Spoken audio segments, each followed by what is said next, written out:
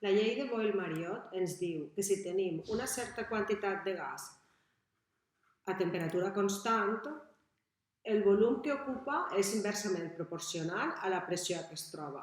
De manera que si disminuïm el volum, augmenta la pressió, i si augmenta el volum, disminueix la pressió. La matemàtica que descriu aquesta llei és pressió per volum és igual a una constant. És a dir, que si coneguem els valors de P i V en un estat inicial, podem calcular els valors d'una de les magnituds si sabem el valor de l'altra en un nou estat. Si jo agafo una quantitat determinada de gas en esta jeringa i utilitzo aquest tap de goma per evitar que el gas pugui eixir, com que la temperatura de l'habitació és una constant, si aplique pressió sobre el gas, el seu volum disminuirà i quan elimine la pressió, el volum tornarà a augmentar.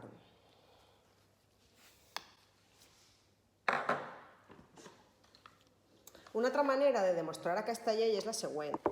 Vaig a ficar dins d'una carmanyola uns quants globus que tenen aire, una quantitat molt menuda de gas en el seu interior. Vaig a utilitzar una bomba de buit per a reduir la pressió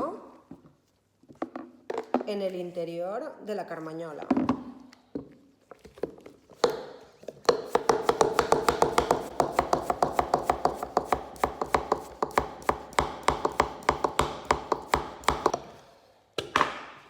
Si la carmanyola està ben tancada i aconseguís disminuir la pressió en el seu interior, vegem com els globus han augmentat el seu volum.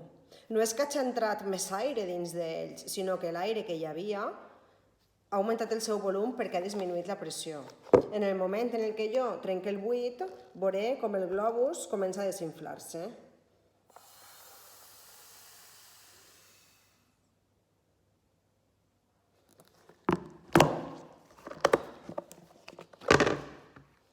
I torna al volum que tenia originalment.